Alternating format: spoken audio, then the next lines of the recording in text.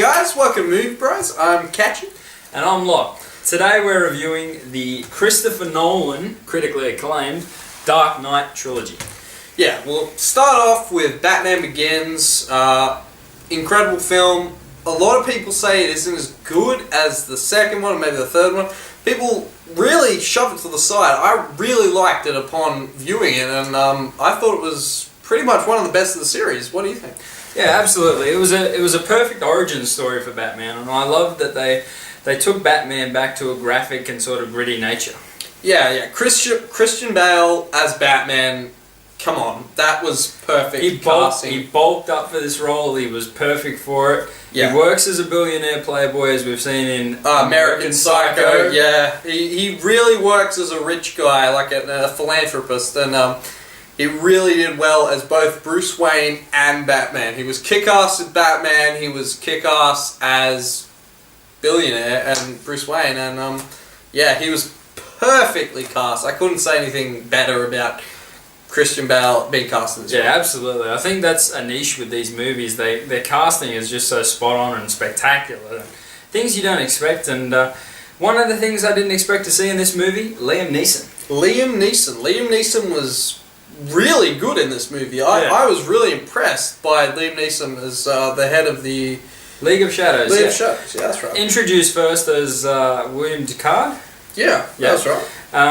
He takes Bruce Wayne under his wing. He wants to destroy injustice. He wants to bring justice to the unjust. So William Deckard tries to give him the means by introducing him to Ra's al Ghul and the League of Shadows. Tries to instill that, but you know, things go awry as they do. Won't spoil it for you.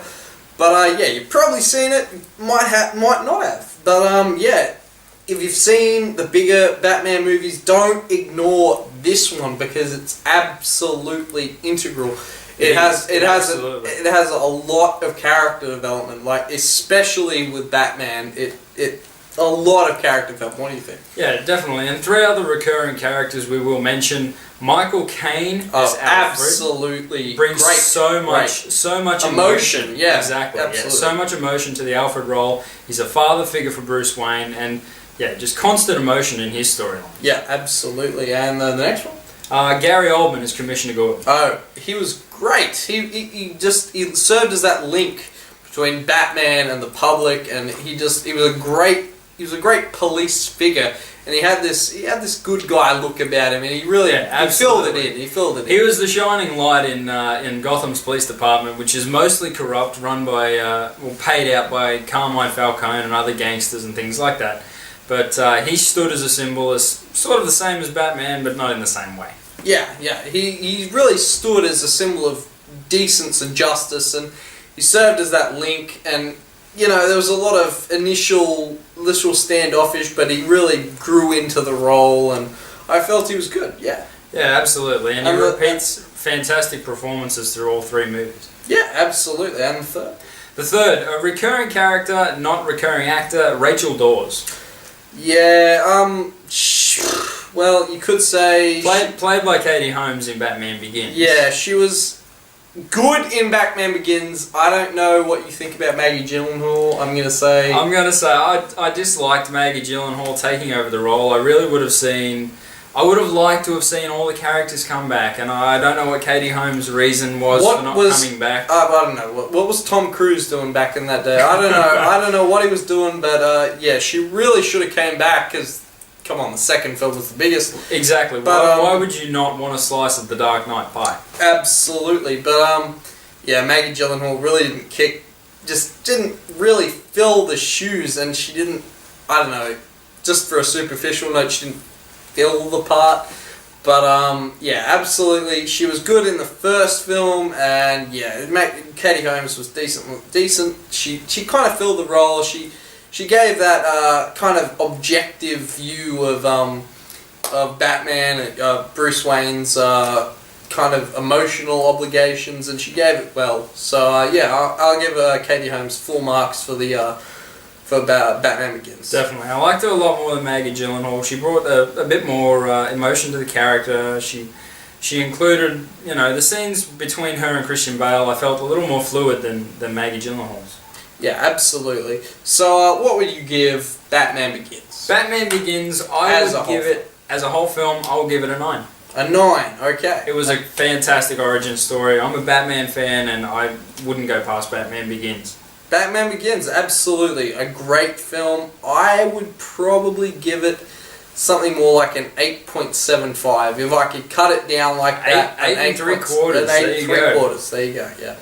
Moving on to the biggie. The biggie, the absolute crux of the series, the one that everyone saw. Everyone went and saw this at the cinemas at one point or another. The Dark Knight, Christian Bale, and Heath Ledger as the Joker. And let's face it, this was the breakout performance perhaps of the decade. This was absolutely the greatest acting performance that I'd seen in a long time. Like, you'd seen him in A Knight's Tale, you'd seen him in 10 Things I Hate About You, but then... both good both movies. Good movies. I'm not going to say anything bad about those films, even 10 Things I Hate About You, which is iffy, but I liked it. But, this was breakout. This was... Holy shit, you didn't see No one thought this guy was going to pull down this role. No one thought he was going to live up to an expectation that was just sort of really not there, and what he delivered was incredible. Yeah, well, without the hype, he totally took it away. I guess it was really hyped up because he had died when on the film's release, and that was kind of unfortunate because after this, I really wanted to see more of him, and he just wasn't there. I would have loved the Joker sequel. I feel really sorry about that, but yeah, he just brought it so well. He brought the Joker and everything with it. He just fucking kicked ass in this role. Absolutely, I loved him. 10 out of 10 performance, just perfect. That's right. He was more than a match for the Batman. It was incredible as a villain, and it was sinister. It was moody, and it was dark. It was gothic. It was definitely gothic. It was the villain of your dreams, and yeah, and I don't want to say a villain, but another character that we might neglect, but you know, absolutely crucial to the storyline. Harvey Dent as... Yeah, Harvey Dent, played by Aaron Eckhart. Great actor as well. Really filled the part in this. Fantastic choice again on the casting, which we really can't fault. Yeah, we can't fault, but you know, he really came to his own in Batman. I don't know, you'd seen him in some other stuff, like maybe Battle LA, some other stuff like Thank You for Smoking. Yeah. I don't know, he was good in that stuff, but he came to his own in this. He absolutely portrayed a confident and really, you know, strong-hearted district attorney in this movie, and he's completely believable. Oh, more than believable. He was just well cast, and Aaron Eckhart brings it to the table. And in the second half of the film, where he I don't want to ruin it, but he turns. You've seen it. You know you've seen it. He turns, and yeah, he brings a whole nother level of I don't know, like devilishness, just an omnipresent force that just you don't know where he's going. Is he justice? Is he not? He's just. That's it, and it was well done. That's right, and really this is the Joker's plan all along. It was to infect, out of Commissioner Gordon, Batman himself, and Aaron Eckhart playing Harvey Dent. They're the white knight between them, the person that is seen as doing the most good, taking crime off the streets, was Harvey Dent. And Joker says it, and I'll agree with it, he was the best of them, and even the best of them can be turned. Oh yes, yes they can, as is evident.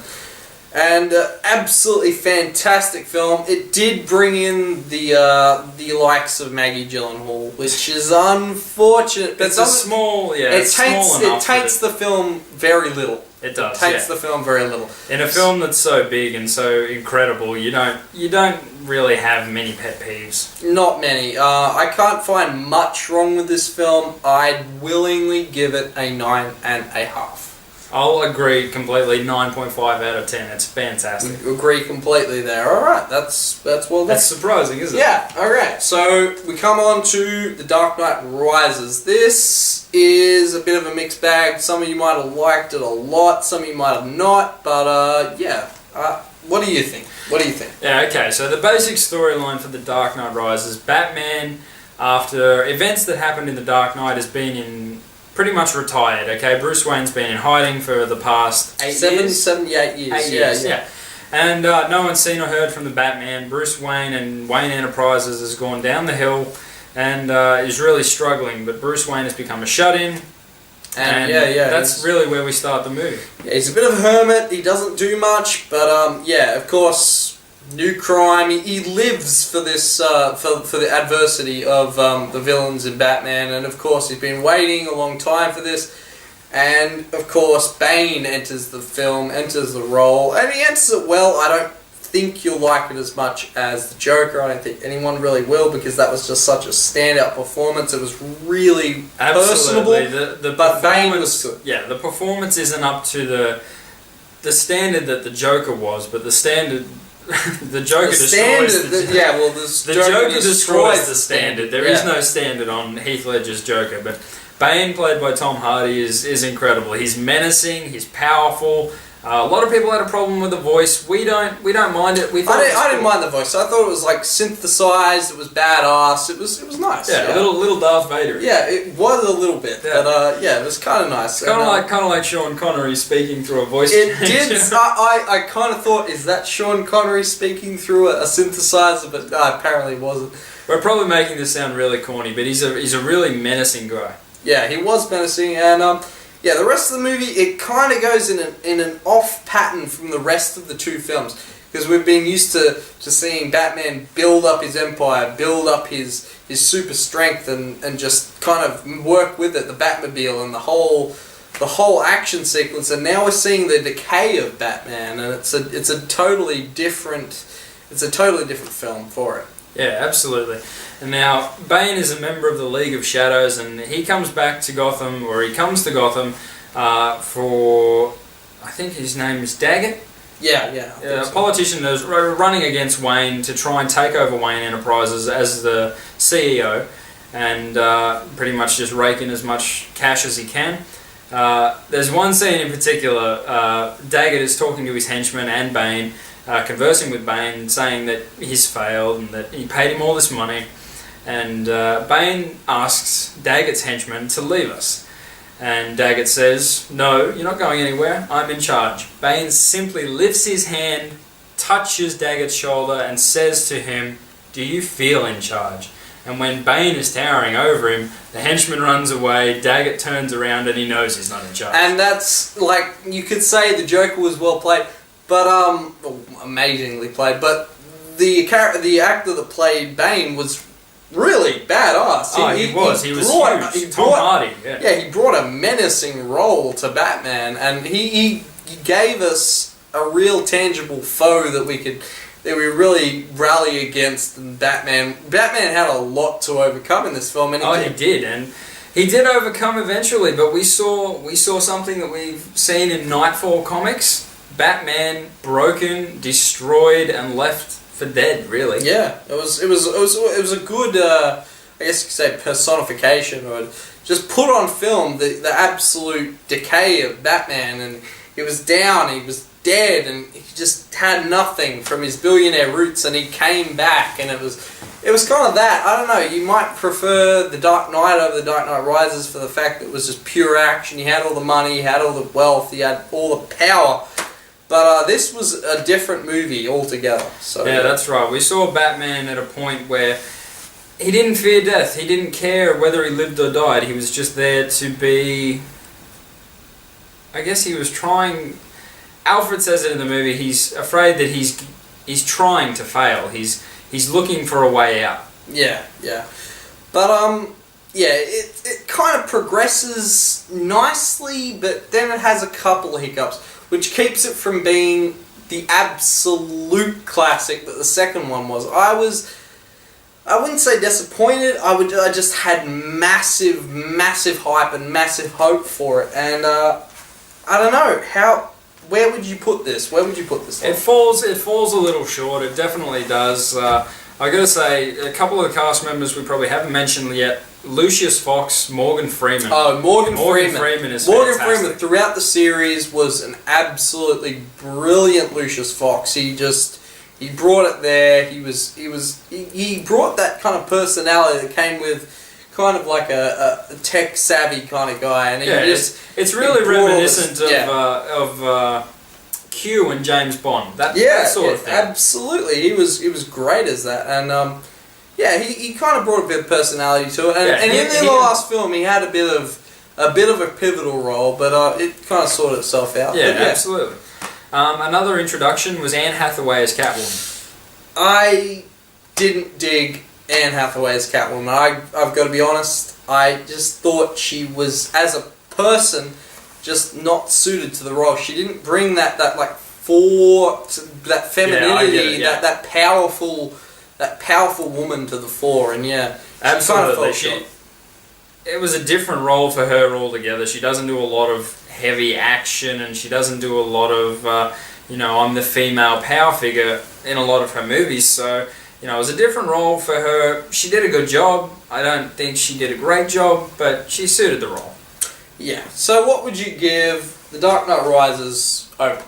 Overall, I think I'd have to borrow from your system if you don't mind. I'll have to go quarterly. I'll give it 8 3/4.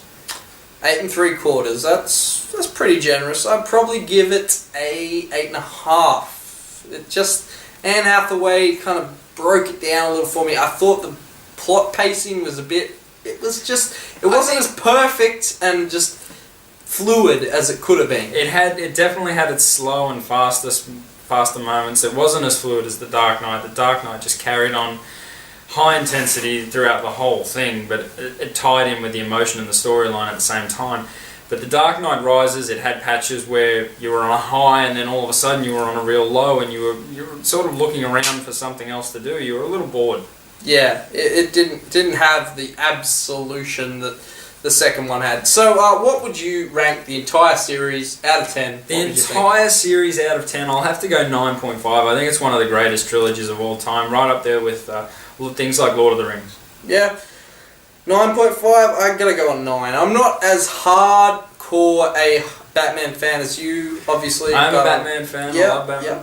But it was great. It was a thrill fest, an action fest. It didn't go too overboard, so you could watch it with your kids or whatever. Yeah, you don't. Let's get this straight. You don't have to be a Batman fan to enjoy these movies. Oh no, it appeals to a broad audience. And it's absolutely fantastic. So, go out and watch it absolutely right now. If you've got it in your collection, definitely watch it. So, You've been watching The Movie Bros. Thank you very much. If you've got any comments, any ideas at all, suggestions, leave in the comment section below. Yeah, thanks for watching The Movie Bros. You've been watching it with Catchy and Locke. See you next time.